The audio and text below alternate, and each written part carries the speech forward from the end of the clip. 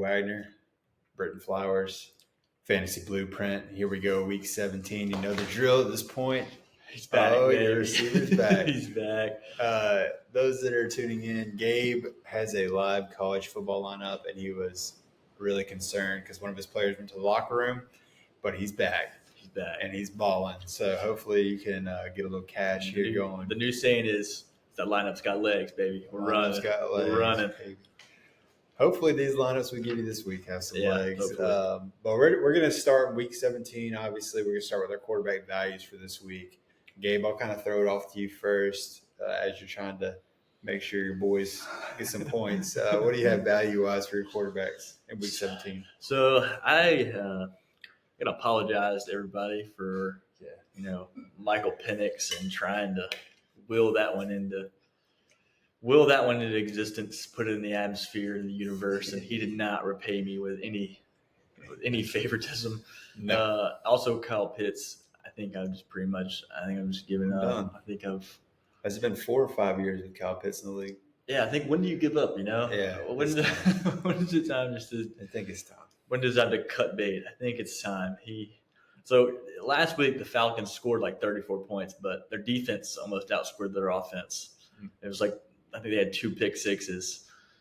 So that kind of hurts that hurts when you're that hurts your quarterback when your defense is scoring points. So you're kind of just Bijan had a great game. But anyway, so I've been riding backup quarterbacks hard, and it has not really paid off. So I wanted to apologize for that. So we're going to new strategy. Clean the slate.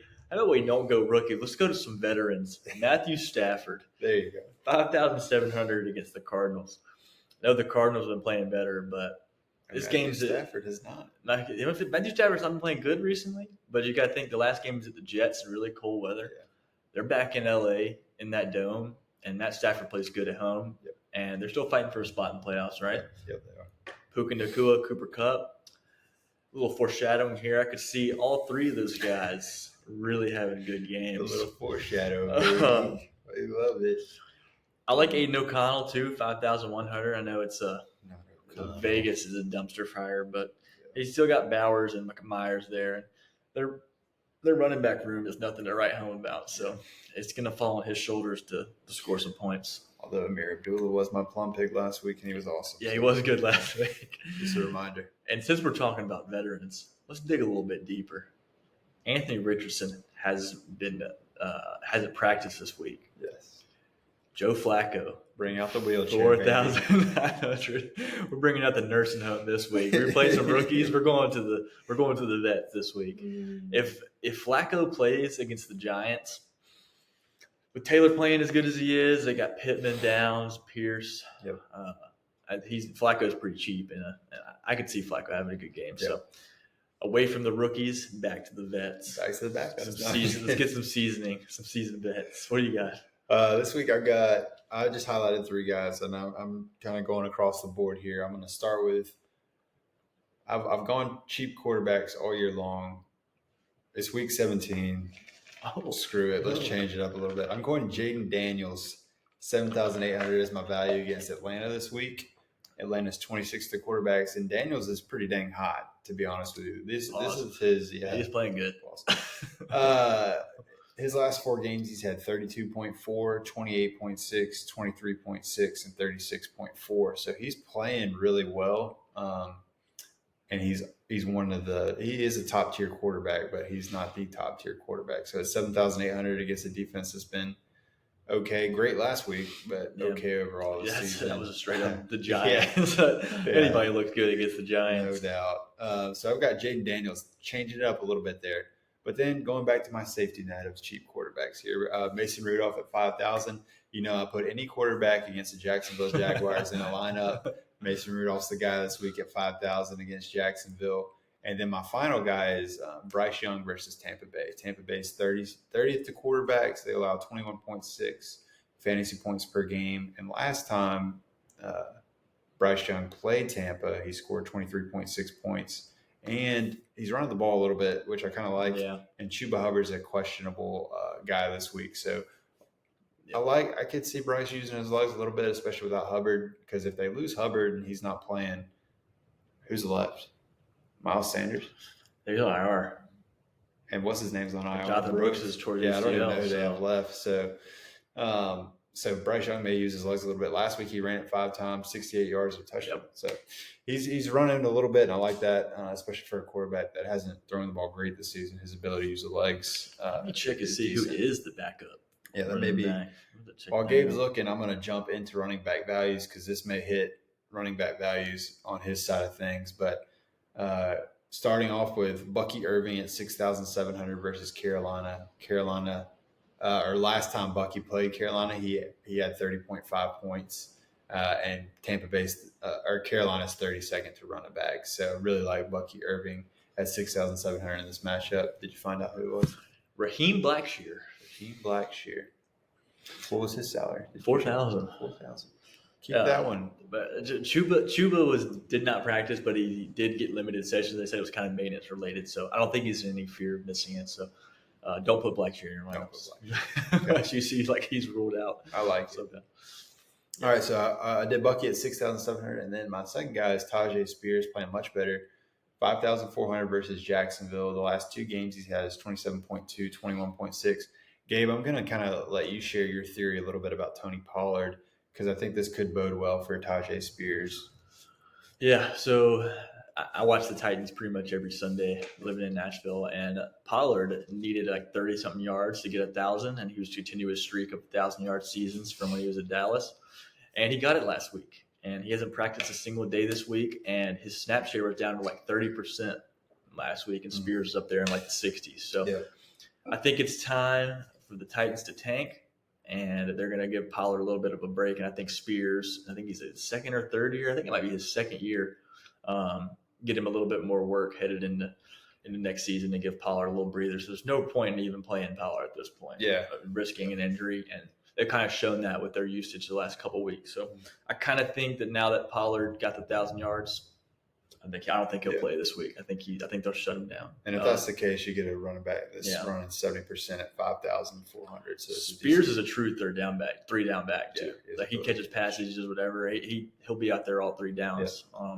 And he scored 4 touchdowns the last 2 weeks. So they've used him kind of as a goal line back too, with Pollard in there. That kind of makes me think too, they don't really care about the touchdowns for Pollard. Yeah. They're really just trying to get him yards to get that. Yardage, So I don't think Pollard will play, even if he is available.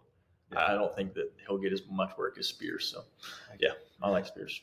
So I'll let you jump in a little bit on my value side of things for running backs. What do you have value running back wise week 17? Yeah, well, Jerome Ford had a good game last week. Scored a touchdown. I think he had about 20-something points. They're playing Miami. Mm-hmm.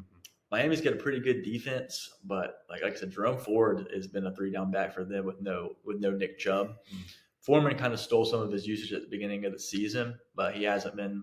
The last week, I think Ford was out there the majority of the snaps. So I don't think they're in a timeshare anymore. I think they're kind of leaning towards Ford since he's a young guy. Maybe try to see what they have. Well, with Chubb being, now he broke his foot coming off a brutal injury. Now he got a broke foot. I think they can kind of see the writing on the wall that he might be done. He might be wrapping it up soon. I like him. And also you got to look at James Conner at 7,400. Against the Rams. I don't think he's practiced this week, but they said they're optimistic that he'll be able to play. But if he doesn't play, Emery, DeMarcado, and Trey Benson are the 2 guys that have been behind him. Could fall into a timeshare with those 2 guys. So I'd play it by ear with having with James Conner. James Conner has been great the last 3 or 4 weeks. They were originally, he was splitting time a little bit with those other 2 backs. They kind of leaned on Conner recently. So if Conner's out, I could kind of see him going back to a 2-back rotation, which I don't like as much. And Arizona is eliminated from playoff contention, so that's true. It could change some things for Conner because if they're done, they may let rest. I don't know. It's getting wacky now. You guys got to check your lineups because there's going to be players sitting out like for rest, and if teams are clinching playoff spots and everything, contract incentives, maybe there's a guy that's trying to get some yards and maybe he's like 10 yards short and he's available, but he comes in for like a few plays, gets a couple of catches and is out, so he'd be ready for the playoffs. So You got to watch the news. I'm monitoring it like crazy because I'm in the championship and I'm looking at Devontae Adams on whether or not he's going to sell for me and not play, or if he's going to try to suit up. So it's going to be an interesting couple of weeks as we wrap up. One guy I don't trust as far as I could throw him is Kendre Miller right now. They were hyping him up a lot last week, and I know he ruined a lot of people's fantasy seasons in the playoffs because I had him thinking he might be able to, be a 3-down back, and that was not the case. Yeah, they split between all three. At the end of that game, they were putting in Jordan Mims. Tell me if you remember that guy. The freaking Jordan Mims. He was in there catching passes at the end of that game, and I was like, why wouldn't you give your second-year guy like a chance to show you what he has? With no Kamara, you're out of contention. Why are we starting Jordan Mims here? It was very strange. I didn't really quite understand what the point was.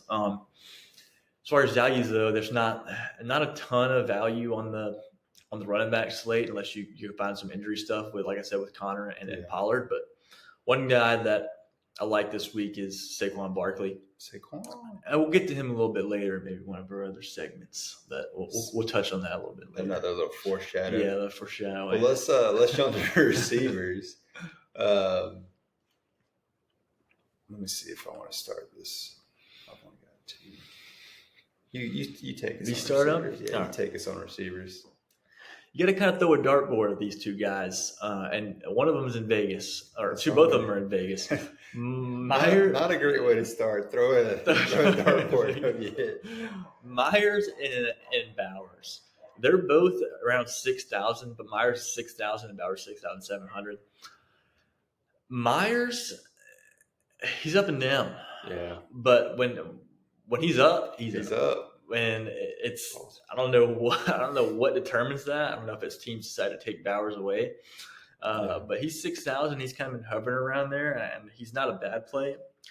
I was leaning towards some of those Falcons receivers with London questionable this week, but he's back. So I don't really like anybody in Atlanta. I was going to lean a little bit towards Mooney, but I don't think he'll play. So I'm going to go towards Elijah Moore at 4,300 in Cleveland with no Tillman. Yeah. I really wish Jameis was playing in Cleveland. I don't understand why Dorian Thompson-Robinson is playing, but I know it says Jameis is questionable with a shoulder. So I'm not sure if it's maintenance related. They don't want to get him hurt. I don't know why. Deshaun Watson just restructured his contract to be a little more team friendly, they said. I don't know if you saw that. Team friendly. Maybe he's not taking $50 million. He's only taking 40. I don't know what 48 million. What that really does for him, but I really wish Jameis would play because he is a much better quarterback, in my opinion, than Dorian Thompson-Robinson. That's not saying much because Jameis is a pick machine. But I promise you this. Dorian Thompson-Robinson will not throw for 500 yards this year, and you can book that. And Jameis did, so you can promise you that. No doubt. And my last one, I like Xavier Legette for Carolina. He's practiced fully this week with Thielen there. Big country. Thielen's been good for Carolina, and Bryce Young has been playing a lot better. And so you got Coker, Legette, and Thielen. I just don't see why they wouldn't try to get the ball to Legette since they drafted him. Was it a second-round pick or was he second round? Second. Yeah. So I don't see why they wouldn't try and get him some chemistry with Bryce Young this late in the season when there's really nothing to play for, and they're not concerned about injuries in Atlanta or at Carolina at this point. So I like Legette. I like it. I'll jump to mine. This is going to be a familiar sounding guy for me because I've gone as well a couple of times, and he's been great, and he's absolutely destroyed me. So we'll see how this week goes. It's a coin flip. Calvin Ridley, 5,500 against Jacksonville. He had 16.8 with Mason Rudolph last week. Pretty solid at 5,500. If he has 17 points, that's pretty darn close to what you need. So if he can keep up with Mason Rudolph, get the targets he needs, I like him, especially against Jacksonville. Jacksonville's defense has been hot garbage all year long. So no doubt. Anytime you can get a matchup with them, you take it. May screw you every now and then, but for the most part, Jacksonville's been terrible.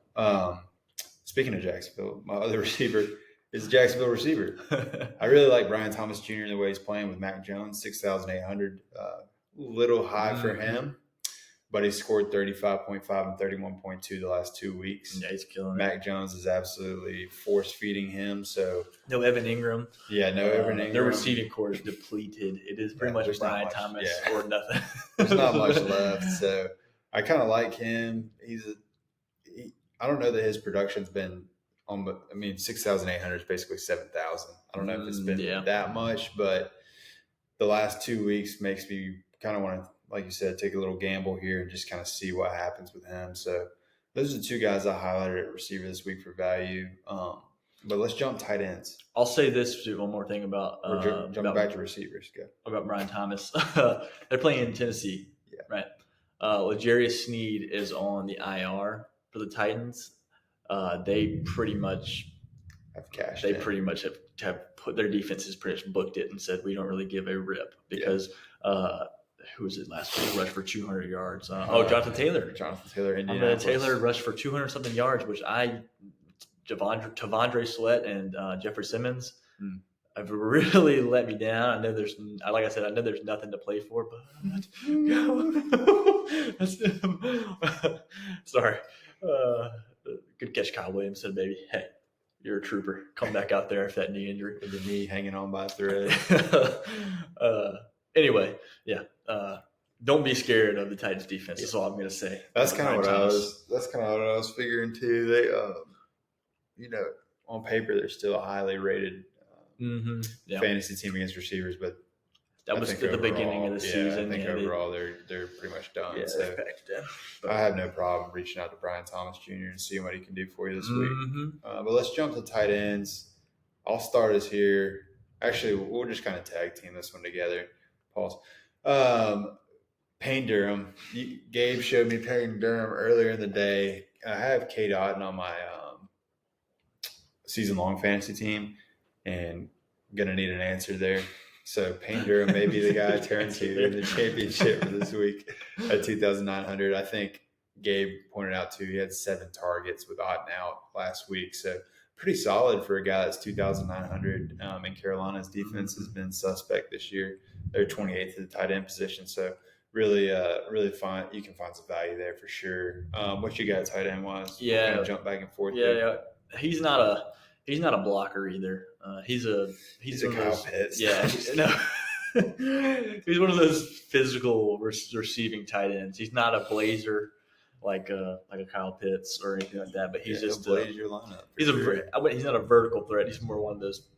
He's a physical tight end. He catches a lot of dump offs. He can break. He's run after the catch. Whatever. He's a big guy. He's maybe a red zone threat. He's really big. They put him in there as a receiver. He's not a blocker, so he'll get some targets. But I think my favorite play at the tight end position this week, which I mentioned, is Jake Ferguson, 3,700. Got him on my season long. I like that. Yeah, because CeeDee Lamb has been ruled out this week. He's not playing, so that leaves you with Brandon Cooks, Jalen Tolbert, and Jake Ferguson. And if I'm going to start anybody on that team, it's going to be Jake Ferguson as a receiver because, like I said, he's got some experience with Cooper Rush, and he's probably the best option in terms of talent for them. So I like Kyle Ferguson, and then I still think Brock Bowers is an insane value at 6,700. I mean, if you look down his target list, he's averaging close to 10 targets a game, and that's if you're going to get a receiver with 10 targets a game, you're looking at a minimum of 7,000. Yeah, for sure. For 10 targets a game at the tight end position, so you could almost. He's kind of reached that Travis Kelce, Gronkowski. Already as a rookie, which is crazy. He is one of those guys that I don't do this often, but if I was going to reach out and put a tight end in my flex and go 2 tight end lineup, I would definitely put Brock Bowers in my flex position, and then maybe go like a Jake Ferguson and use him as he's basically number 1 receiver for the Raiders, and he's not priced that way. Yeah, and then you got Jake Ferguson, who's going to be a higher rated receiver. Yeah. So that's actually a good good combo right there for sure. I like it. I'll jump and take the next one. I got Jordan Akins with no Njoku at 3,200. 2,700. Sorry, I can't read my handwriting. Obviously, if Dorian Thompson-Robinson is the quarterback, I'm not going to touch this guy. But if for whatever reason Jameis Winston decides he wants to play at 2,700, I think Jordan Akins can be a pretty good pickup. Miami's 25th to tight end, so not great. I could see him being pretty solid play if Jameis plays. If he doesn't play and it's Dorian Thompson, I'm out. Yeah, exactly. So this may be a kind of wait and see play. But what else you got, Gabe, tight end wise? Tight end wise, I know this guy, T.J. Hockenson, 4,500 against Green Bay. Mm-hmm. I'm just waiting for him to break back out like he was before the injury last year with the ACL. I think it might have something to do with Sam Darnold. Because when Kirk was there, he loved throwing to T.J. Hockenson. For some reason, Sam Darnold he doesn't have the same, I guess, affinity to throw to the tight end like Kirk Cousins did. But it's still weird that Kirk Cousins wasn't throwing to Kyle Pitts. It's like, so what does that say about Kyle Pitts? What does that say about Kyle Pitts? He's had a new coach now this year, so I thought maybe that would open it up. He's got a better quarterback, a lot of different things, and nothing's. We're done with Kyle Pitts. We're not gonna. No touchy for the rest of the year. Yeah, foreshadowing. Starting this week. He's gonna kill it. Yeah. Redemption. My last tight end was Chig Okonkwo. Can't sell it. Say his name. Yep. But really liking what he's done. He's at 3,000. He's let me double check. I think 3,500. Yeah, I think he's at 3,500. 3,600. A little higher. 3,600. But the last 2 weeks, he's had 11 targets and 10 targets. Mm-hmm. He's had 9 receptions for 81 yards 1 week and a touchdown. Or not a touchdown, sorry. 9 receptions, 81 yards. And then the next week, he had 8 receptions for 59 yards. So he's had in the teens back-to-back weeks for fantasy points. And he's getting a ton of targets. So I think he's a good play. He's a little bit higher than the other two guys we mentioned, but at 3,600 is still not a crazy stretch to go ahead and pick him if he's going to get targeted like this on a consistent basis. That was kind of the last tight end I had. You got anything left? That's pretty much all I got for the tight ends. I'm leaning heavy on Ferguson, Bowers, and Durham this week. Those seem like 3 guys in terms of value that it's kind of hard to pass up. Trey McBride, 6,200 against the Rams. He's definitely the number one receiver for Arizona. But like I said, I don't trust Kyler Murray as far as I can throw him. And I can throw him probably pretty far, actually. He's just kind of small. He doesn't like the cold either. No. The game's indoor. Maybe that was a great video last week. Yeah, it's gonna be 30. It wasn't even that cold. That's not even that cold. I think I saw Carolina was like 40. I think it got up to like 40 something during the game. I guess we get used to Arizona weather. 40 seems freezing. I'm gonna withhold my comments. I'm just gonna call him an unsavory name. I'm not gonna say it. Let's hold it. Soft. Soft is a good word. Soft. That's a very friendly word. Next segment turned into my favorite segment. The Plum Picks. We need some great music. Eventually, we'll have some good music going into the Plum Picks, or maybe just a voiceover of "I Can Feel It." I can feel it down in my plums. 2 for 1. 2 for 1 special. This is your 2 for 1 special. This is your 2 for 1 plum special. Gabe, Plum Pick me, brother. My Plum Pick is I'm going Saquon Barkley, 8,600. Now, you may be asking yourself, how's that a plum? How's that a Plum Pick? Well, going to tell you. He is expensive as piss. 8,600. If you're spending up 8,600, you better have some faith in the plums. You better have a feeling in your plums to start him, because that's up there close to 27 points. Yep. So Saquon Barkley has 1,800 rush yards this year and 15 touchdowns. They're playing Dallas, a divisional game in Philadelphia with no Jalen Hurts. That opens up a lot of touchdown potential for them if Kenny Pickett can move the ball, that they won't be giving quarterback sneaks to Jalen Hurts.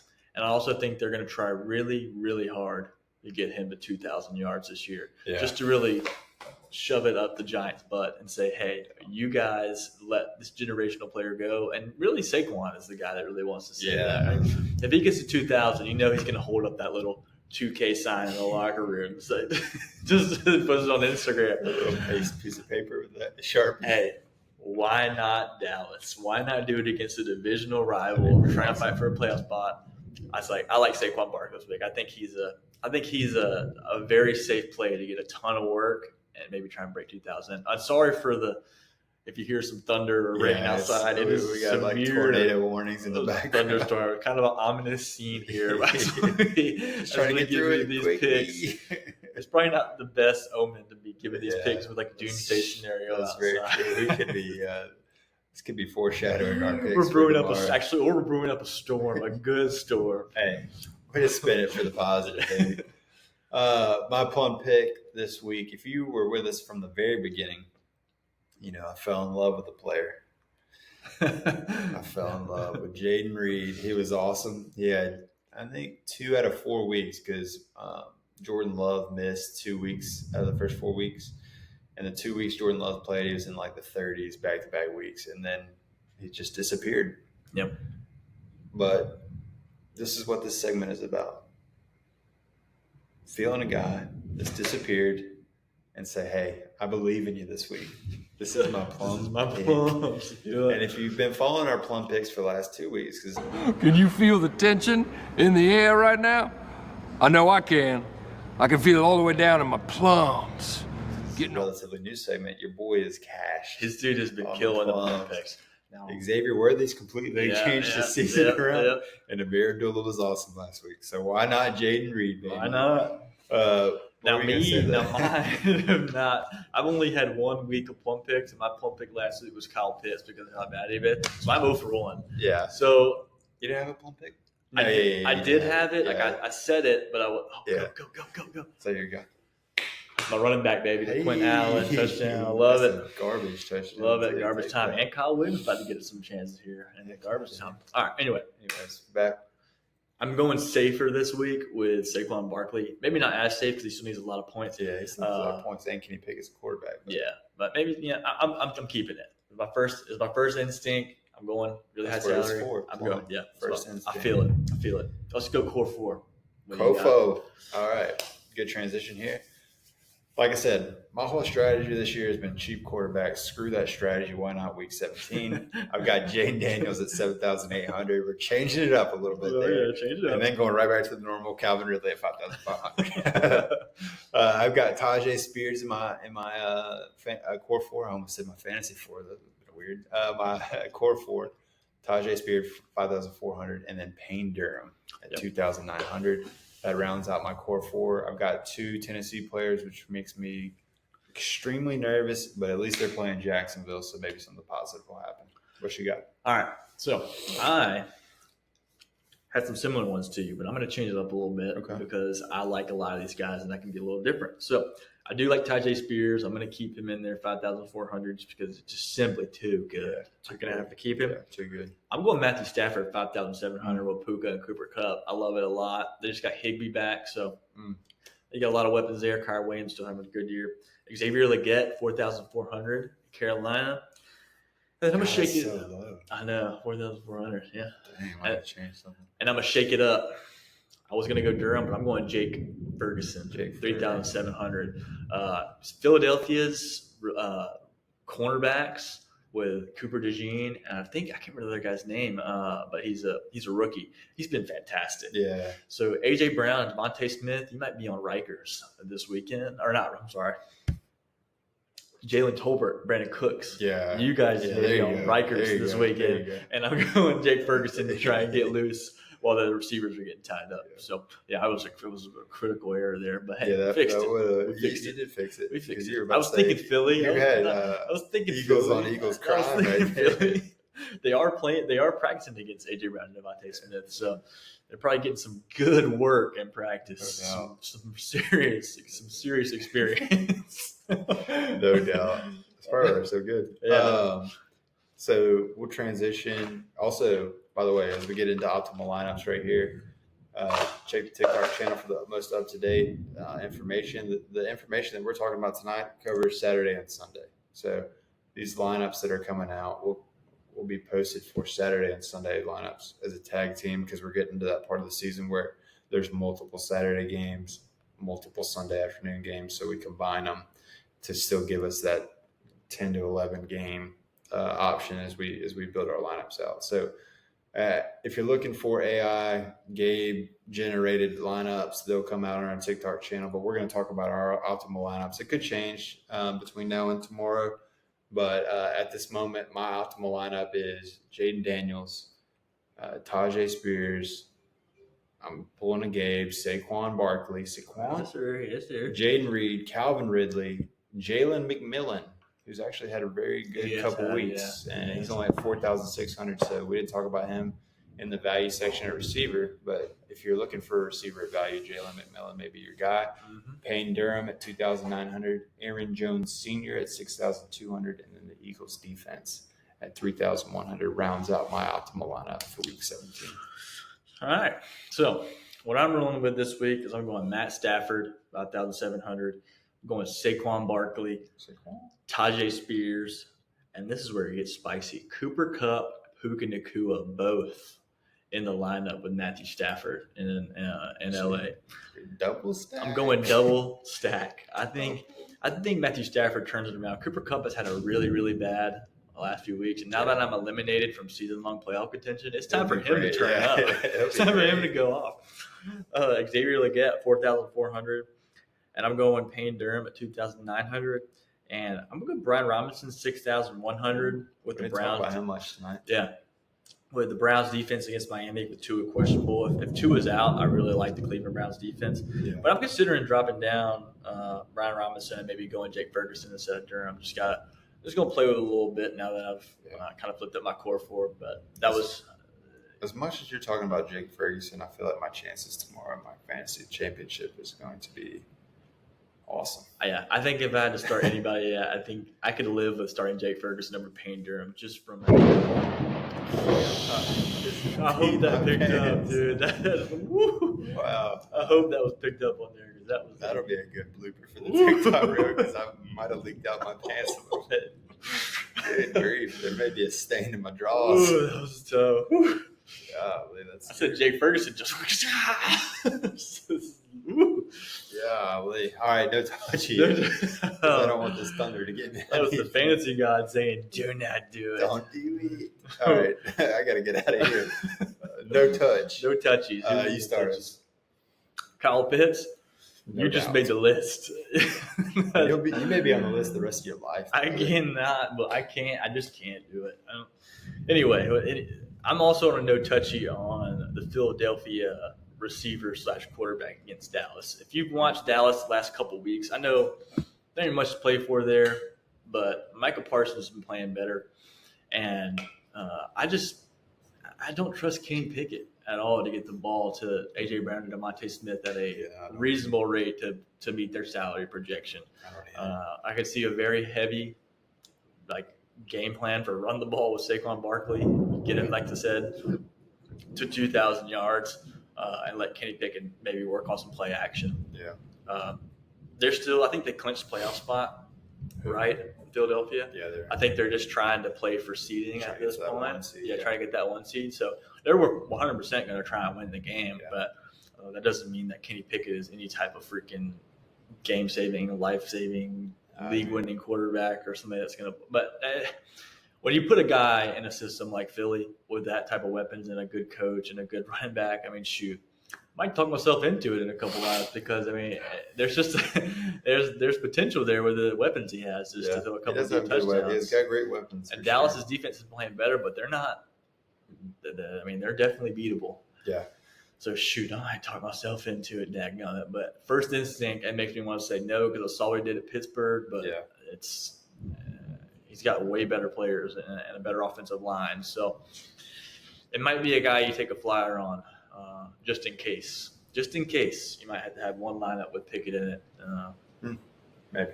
Not me, though. He's on my no-touch list. He's on no-touch too. Not a huge Kenny Pickett guy. I think he's a little bit overrated. Or he was a little bit overrated coming out of college. And then he didn't really do much for Pittsburgh. I don't see him doing much for Philadelphia. Even though they do have good talent in Philadelphia, I just don't see that happening. Kyle Pitts is obviously on my list. And then my final one to round out is going to be the Cleveland Browns. Dorian Thompson, if he's starting, I'm no touch on anybody for the Browns. I just don't see it going well. So that's kind of my no touch list for Week 17. Any last minute ads or thoughts as we get ready to wrap up? There's some good. I mean, there are some good players like at the quarterback position lower in this. I mean, not going to say they're good players, but they have good matchups. Spencer Rattler playing against Vegas at home. They just don't have any weapons, dude. I mean, if you watched that Green Bay game, it was absolutely depressing. I mean, they're throwing to Dante Pettis. You know anything about Dante Pettis? I think he played at Boise State. And sure, good pull. He is by no means a good receiver. Yeah.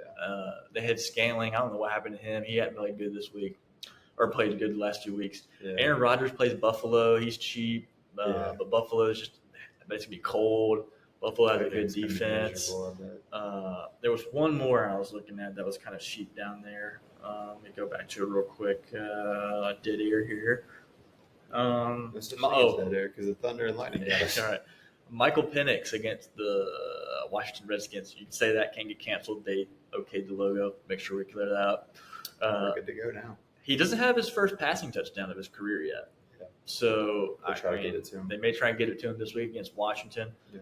But it's in Washington, so rookie quarterback on the road against a decent defense. I don't see that going super well. I don't see it going super well either. But like I said, he's got Bijan Robinson. He's got good weapons.